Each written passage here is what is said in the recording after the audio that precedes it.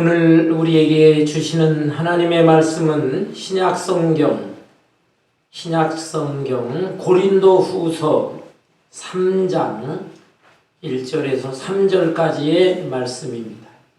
신약성경 288페이지 고린도후서 3장 1절에서 3절까지 짧은 말씀이니까 우리 똑같이 한 목소리로 봉독하겠습니다. 우리가 다시 자천하기를 시작하겠느냐? 우리가 어찌 어떤 사람처럼 추천서를 너희에게 붙이거나 혹은 너희에게 받거나 할 필요가 있느냐? 너희는 우리의 편지라 우리 마음에 썼고 무사람이 알고 읽는 바라. 너희는 우리로 말미암아 나타난 그리스도의 편지니 이는 먹으로 쓴 것이 아니요 오직 살아계신 하나님의 영으로 쓴 것이며 또 돌판에 쓴 것이 아니요 오직 육의 마음판에 쓴 것이라. 아멘. 성경에 보면 우리 예수 믿는 그리스도인들을 여러 가지 상징적인 말로 표현한 것을 알 수 있습니다. 전쟁터에 나가서 싸우는 군인의 모습으로, 운동장에서 다름질하는 경주자의 모습으로, 또한 밭에 나가서 씨를 뿌리고 곡식을 수확하는 농부의 모습으로 표현되어 있습니다. 그런가 하면 너희는 세상의 소금이다. 세상의 빛이다. 소금으로, 빛으로 표현하기도 했습니다. 그리고 너희는 그리스도의 향기다. 그리스도의 사신이다. 그런데 오늘 본문 말씀에 보니까 너희는 그리스도의 편지라고 했습니다. 그리스도의 편지. 여러분이 이 본문 말씀은 바울 사도가 고린도 교회 성도들에게 보낸 편지의 일부분 내용입니다. 고린도라고 하는 도시는 옛날 헬라, 오늘날의 그리스입니다. 그리스의 한 상업 도시예요. 바울 사도가 2차 선교 여행을 할 때 이 고린도에 가서 복음을 전했습니다. 약 1년 반 정도 아주 힘들게 어려운 상황 속에서 복음을 전해서 교회가 세워졌습니다. 바울은 선교사이기 때문에 그것을 떠나게 되었는데 바울 사도 후에 들어온 새로운 지도자들, 이 지도자들이 교회를 혼란하게 했습니다. 그들은 바울 사도를 음해했고 바울 사도가 가르쳐 주었던 복음, 그 복음은 잘못된 것이다. 이렇게 가르치게 되었습니다. 이 잘못된 지도자들, 거짓 선생들, 이 사람들은 우선 바울을 음해했어. 무엇을 트집을 잡았냐 하면 바울은 사도가 아니다라는 것입니다. 사도가 아니다. 사실 바울 사도는 예수님의 12제자, 예수님의 직계제자가 아니에요. 그렇지만 바울은 하나님께서 특별한 사도로 세운 사람, 이방인의 그 효과적인 선교를 위해서 하나님이 특별하게 선택한 그런 사도인데 저들은 그것을 인정하지 않는 것입니다. 아울러서 사도가 아닐 뿐만 아니라 당시의 초대교회, 세계 여러 나라에 여러 곳에 흩어져 있는 세워져 있는 교회 모교회가 예루살렘 교회라. 예루살렘 교회에 인증서도 없다. 이걸 트집 잡았습니다. 그런데 자기들은 아마 있었던 것 같아요. 예루살렘 교회는 베드로를 비롯해서 사도 요한을 비롯해서 쟁쟁한 예수님의 제자들이 있거든요. 그런데 그들로부터 무슨 신임장을 받은 건 아니고 예루살렘 교회 안에도 잘못된 신앙인들이 있었습니다. 유대주의자들. 곧 예수 믿는다고 구원받는 게 아니다. 예수만으로는 부족하고 구약시대에 있었던 율법의 말씀을 지켜야 된다. 근데 율법을 지키지만 율법을 문자적으로 지켜야 된다. 이걸 주장한 사람들이 있었어요. 이 유대주의자들로부터 아마 신임장, 추천서 이런 것을 받아가지고 고린도 교회에 들어오게 되었던 것 같습니다. 그런데 그것을 굉장히 그들은 자랑스럽게 여기는 바울 사도, 너희들 사도라고 하고 바울도 사도라고 하지만 바울은 사도도 아니고 무슨 특별한 신임장이나 추천서 받은 것도 없는 사람 아니냐. 그냥 여기 와서 1년 반 동안 교회를 세우고 떠난 사람이다 라고 하면서 바울을 무시하게 되었던 것입니다. 여러분, 사실 오늘날도 생각해 보세요. 오늘날에도 우리가 대기업 큰 회사 같은 데 취직을 하기 위해서는 이력서는 물론이고 자기 소개서가 있어야 돼요. 또 다른 사람의 추천서가 있어야 됩니다. 자기소개서라는 것은 자기가 쓰는 건데 나는 이러이러한 사람입니다. 주관적으로 글을 쓰는 것이죠. 또한 추천서라고 하는 것은 다른 사람, 제3자가 자기를 위해서 써주는 것인데 객관적으로 글을 써주는 것입니다. 이걸 제출하게 되면 그 회사에 이제 임원이라든지 또는 인사과에 있는 사람들이 이걸 보면서 이 사람을 채용할 것이냐 말 것이냐 판단하게 되는 거예요. 여러분, 교역자들도 마찬가지입니다. 교역자가 어떤 다른 교회의 담임 목사나 부교역자로 부임하게 될 때 그냥 어떻게 부임이 되겠어요? 그때 이력서는 물론이고 자기소개서 그리고 추천서는 자기가 일했던 교회의 목사님이라든지 아니면 자기가 존경하는 어느 목사님이라든지 이런 분의 부탁을 받아서 추천서를 받아가지고 그것을 전달을 해야 그러면 그 교회에서 당회나 청빙위원들이나 이렇게 쭉 보고 이분이 우리 교회에 적합하겠구나. 특별히 담임 목사님의 경우에는 공동회의까지 열어서 그렇게 결정하게 되는 것입니다. 따라서 이 본문에 나오는 이 새로운 지도자들, 이 사람들이 바울 사도에 대해서 바울 사도는 아무 예루살렘 교회로부터 베드로나 요한으로부터 무슨 추천서 받은 것도 없고 자기 소개서도 없고 그냥 덜렁 바울과 선교 일행들이 와가지고 고린도 교회를 세운 게 아니냐. 그러니까 이건 권위가 없는 것이다. 그리고 그들이 전해준 복음은 잘못된 것이다. 이렇게 참 비난을 하게 된 것이에요. 이치적으로는 이 사람들 말이 맞는 것 같아요.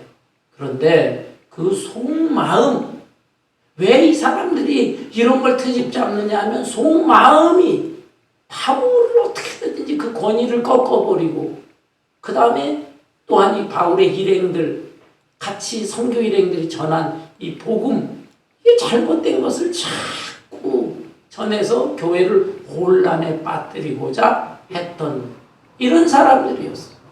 그 속마음이 아주 악한 사람들이고 악한 의도를 가진 사람들이었다 이 말입니다. 이 사실을 알고 바울과 선교 일행은 에베소에 있었어요. 에베소에서 이 소식을 듣고 너무 마음이 아프고 그러면서도 고린도 교회를 지켜야 되겠다라고 하는 심정에서 이 글을 쓰게 된 것입니다. 여러분, 본문을 볼까요? 본문 말씀 1절에 보면 우리가 다시 자천하기를 시작하겠느냐?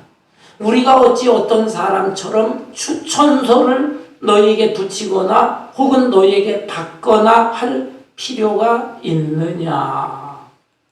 이 바울 사도의 입장에서 어느 면에 변명하는 것 같습니다. 그러나 바울은 무엇이냐? 나는 별도로 자천한다. 자기소개서예요. 자기소개를 서를 지금이라도 써야 되느냐? 또한 다른 사람의 추천서를 받아서 너희들에게 보여줘야 되느냐? 그렇게 할 수도 있다 이 말이에요. 그게 잘못된 건 아니다. 그러나 굳이 그렇게 해야 할 필요가 있겠느냐? 왜?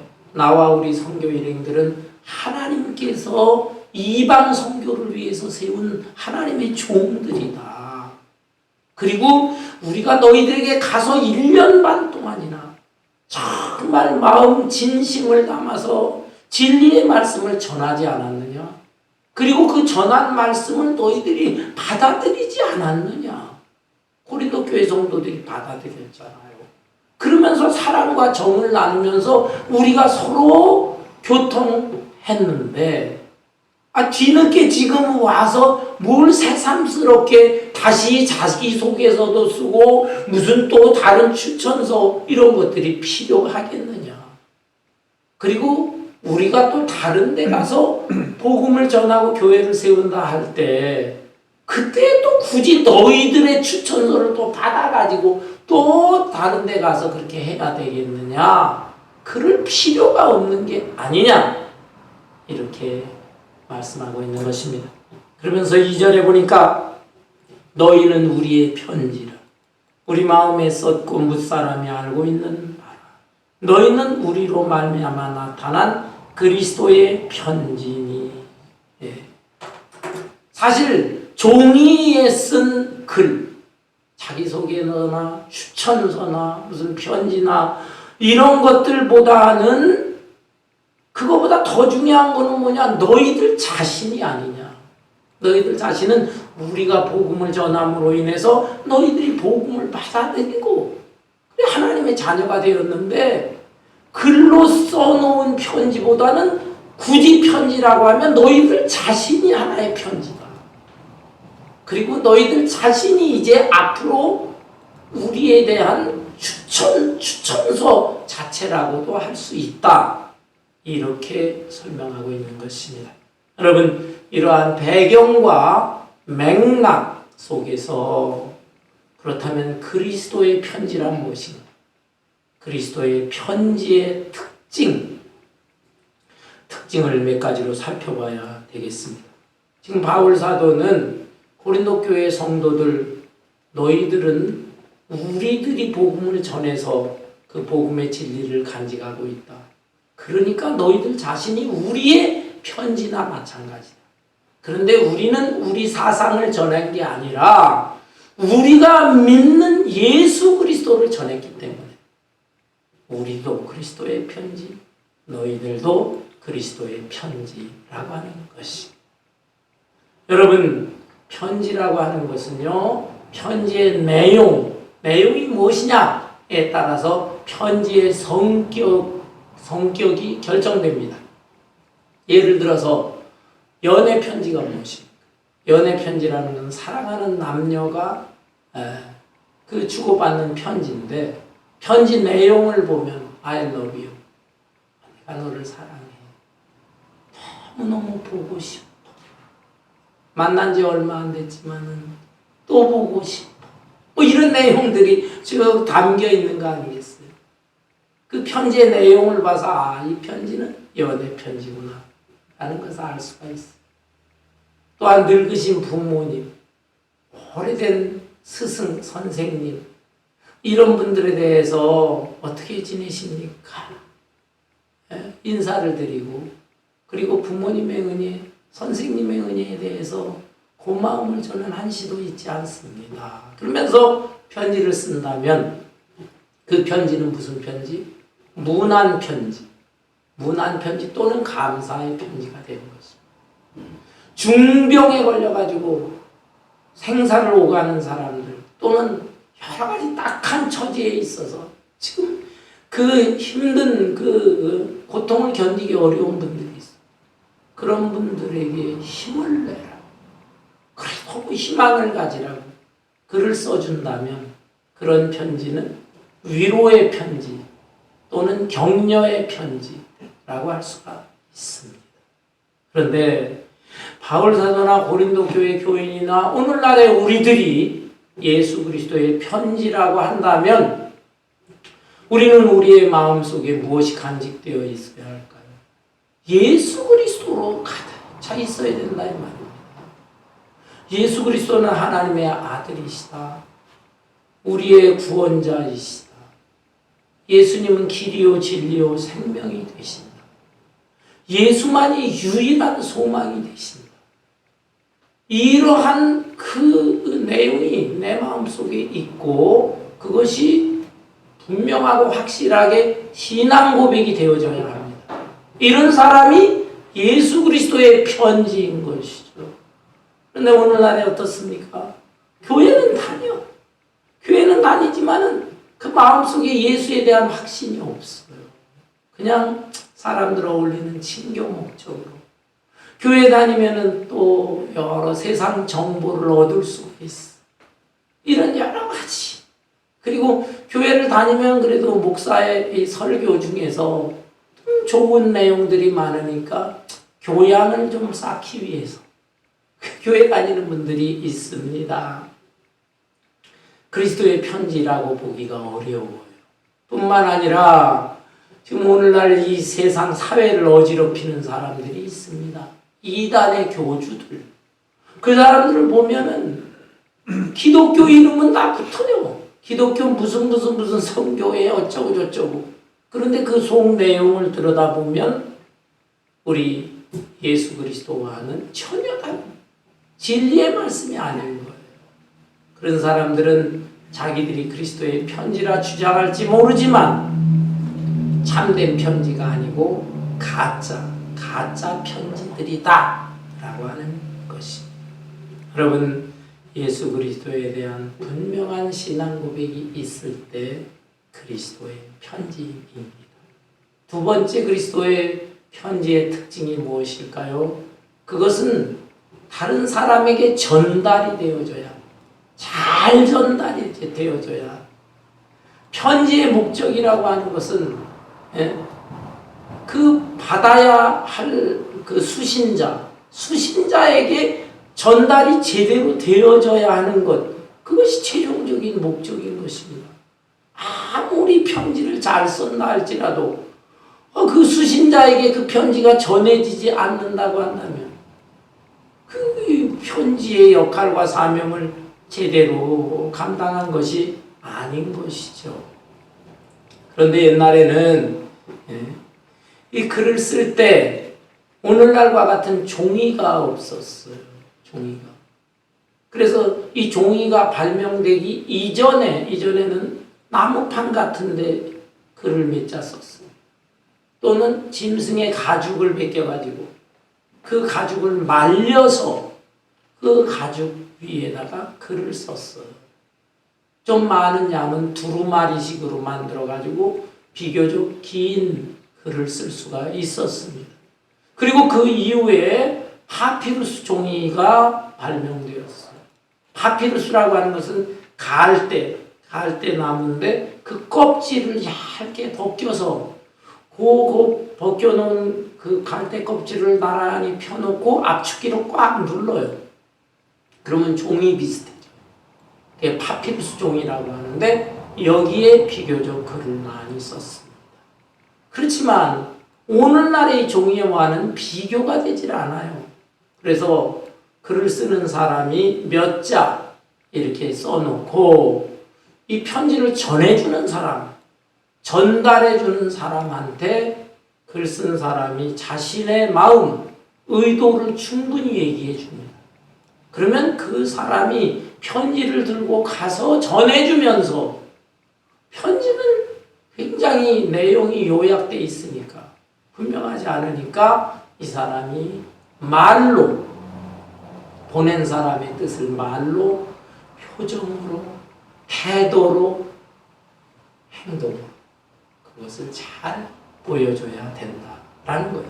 그래서 이 전달하는 사람이 매우 중요합니다. 어떤 때는 이 보내는 사람이 종이 한 장을 써주지를 않고 사람만 보내는 경우가 있어요. 당신이 가서 그 사람한테 이렇게 말해라. 이 사람 자체가 편지라고 할 수가 있는 것입니다. 대표적인 경우가 창세기 24장에 나오는 아브라함의 종이에요. 아브라함의 종 엘리에셀이라고 하는 사람이거든요. 근데 아브라함이 늙어가면서 자기 아들 이삭이 이제 나이가 찼습니다. 결혼을 시켜야 되는데 지금 살고 있는 가나안 땅의 여자들을 보니까 우상숭기죠. 도덕적으로도 난잡하지. 그런 여자를 얻어서 며느리감으로 삼기 싫었습니다. 그래서 먼 곳이지만 자기가 지냈던 고향 하란으로 가서 거기에서 여자를 얻어 오너라. 늙은 종 엘리에셀을 보냈습니다. 엘리에셀은 이 중차대한 사명을 가지고 하란까지 왔어요. 하나님한테 기도합니다. 하나님, 저에게 알려주세요. 어떤 여자를 취해야지. 내 주인의 그 아들의 신부감을 저한테 알려주세요. 기도합니다. 근데 우물가에 한 여자가 나와서 물을 길어요. 외모도 예쁘고 반듯하고 거기 인상이 좋아. 그래서 그 여자한테 나한테 물 한 모금을 줄 수 있느냐라고 했더니 흔쾌히 물을 대접합니다. 가지고 온 낙타 10마리가 있어. 이 낙타 짐승들에게도 물을 줄 수 있느냐 하니까 귀찮게 여기지를 않고 그것도 또 흔쾌히 짐승들 물을 마시게 했어요.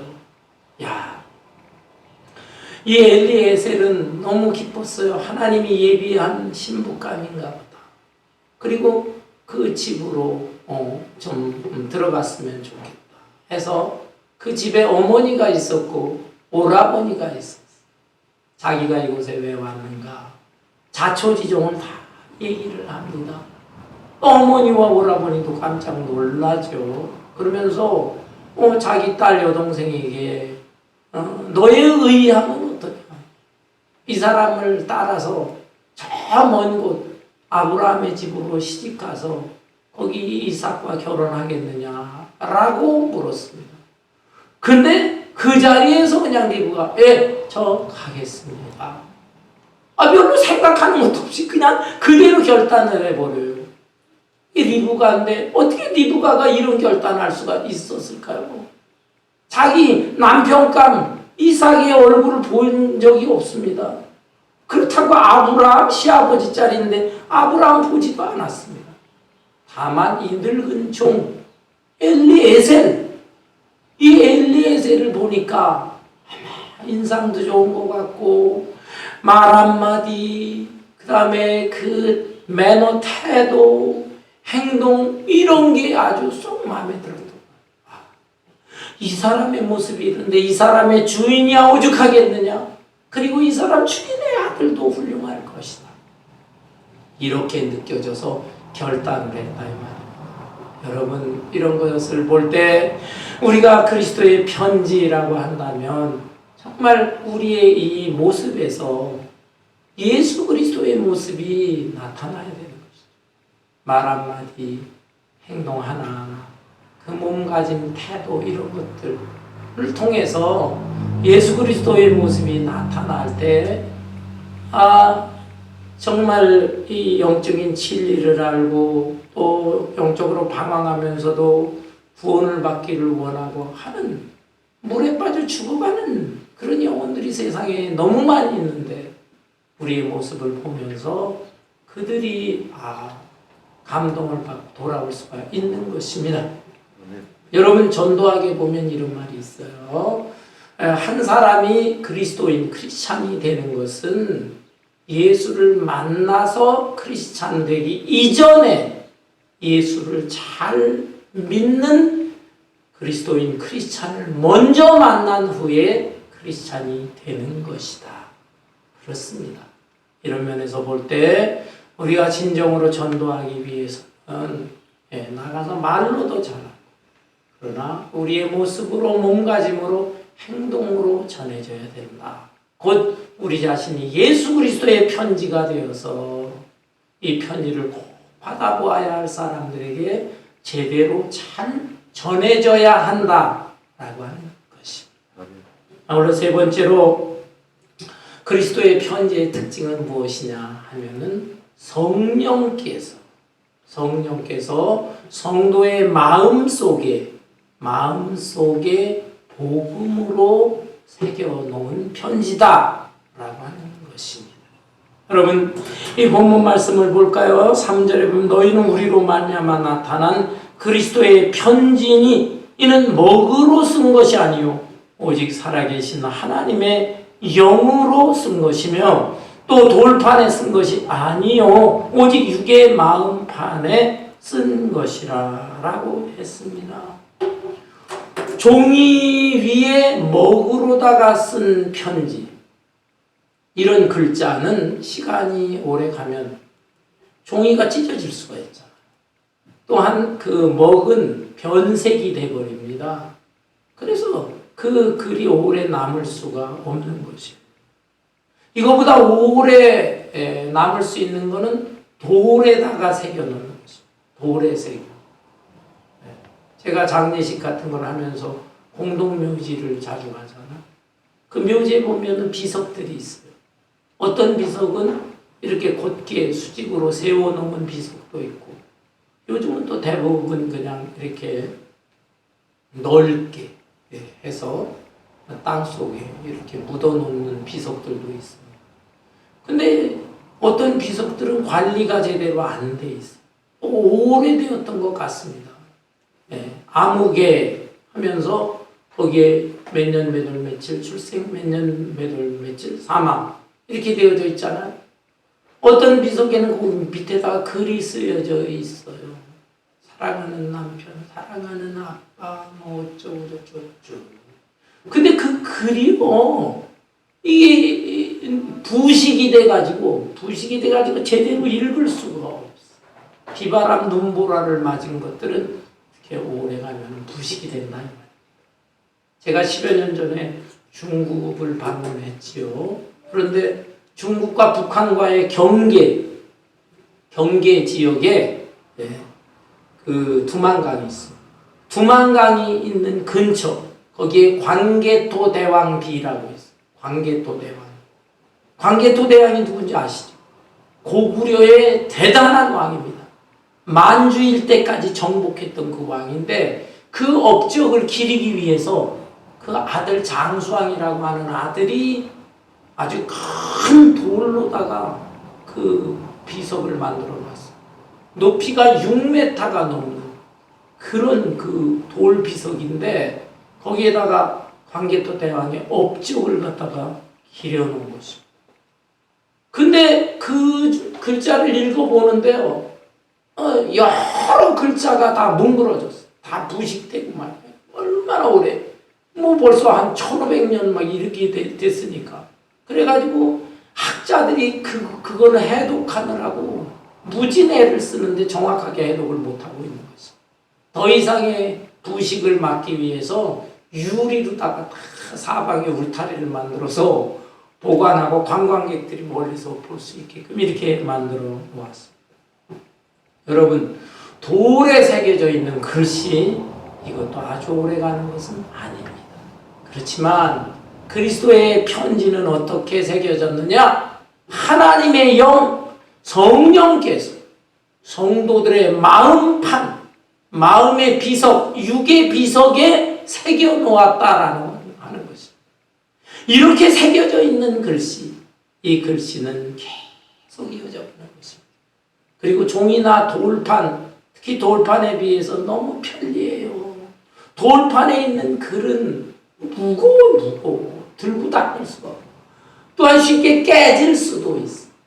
그러나 우리의 마음속에 새겨져 있는 이 글자, 그리스도의 편지의 내용, 이거는 우리가 그냥 우리 마음속에 있으니까 얼마든지 가볍게 움직일 수가 있습니다. 우리가 마음껏 돌아다닐 수가 있습니다.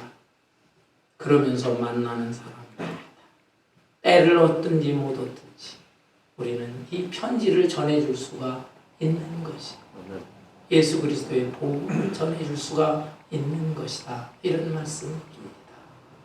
우리 교회가 이곳으로 이사 오기 전에 저 파운틴 밸리, 오렌지 카운티 저 아래쪽 해변 비치 쪽인데 거기에 미국 교회를 빌려서 오랫동안 생활을 했어요.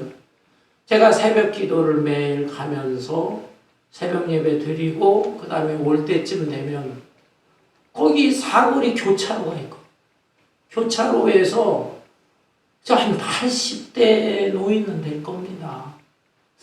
에이시안 할머니인데 한국 할머니가 그 차들이 왕왕 다니는데 좀 위험할 텐데 하는 생각 드는데 거기에서 전도지를 하는 거죠. 전도지. 그래서 뭐라고 막. 근데 저도 전도지 하나 받아본 적이 있는데 보니까 영어로도 쓰여 있고 스페니쉬로도 쓰여 있어. 그걸 가지고 전도를 하는 것입니다. 그래서 언젠가 저 할머니 꼭 만나가지고 한번 얘기를 해야 되겠구나. 한 달 반, 한 2달 가까이 그렇게 매일 했는데 어느 날부터 나오질 않는 것입니다. 그래서 이게 어떻게 됐나? 몸이 아픈가? 어떻게 된가? 근데 우연히 그 이웃교회 목사님하고 또 교인 집사님하고 대화할 기회가 있었어요. 우연히 그분에 대한 얘기가 나오는 겁니다. 그 교회 교인이라는 거예요. 그 교회 권사님인데 80 중반인데 몸이 쇠약해져서 세상 떠날 날이 얼마 안 남았다는 것입니다. 그런데 주님 앞에 서야 되는데 어떻게 서야 될까? 그걸 생각하다가 그분이 그렇게 새벽마다 전도지를 들고서 사람들에게 나눠주게 되었다라는 것입니다. 그러다가 세상을 떠났다라고 하는 거죠. 참 그분 한번 만나봤으면 하는 아쉬움도 있고 그분은 참 하나님 앞에 가서 귀한 상을 받겠구나 하는 생각도 있고 그러면서 한편으로 또 도전을 받았습니다. 여러분 예수 그리스도의 편지로서 산다는 것 이것이 너무너무 중요한 거 아니겠습니까? 우리 모두 내 자신이 어떠한 존재인가? 나의 신분이 무엇인가? 나의 정체성이 무엇인가? 이것을 잘 생각하면서 내 안에 분명한 예수 그리스도에 대한 신앙 고백이 담겨져 있는 진짜 그리스도의 편지가 되시고 이 편지는 전달되어지는 것이 목적 아니겠습니까? 나만이 아니라 아직도 영적으로 갈급한 사람들에게 잘 전달이 될 수 있는 그래서 진짜 그리스도의 편지는 성경이라 할 수 있지만 그러나 성경 말씀을 내가 깨닫고 믿는 이 삶의 변화 나의 표정과 인격과 행동을 통해서 다른 사람들에게 잘 전달이 되어지는 그리스도의 편지가 되어져야 할 것이고 아울러서 성령께서 내 마음속에 귀하게 이 진리를 새겨주셨는데 이것이 희미해지지 않도록 성령 충만한 가운데 선명한 그리스도의 편지가 되어서 주의 영광을 위해서 우리 남은 생에 예수 그리스도의 편지의 역할과 사명을 다할 수 있기를 주님의 이름으로 축원합니다. 찬송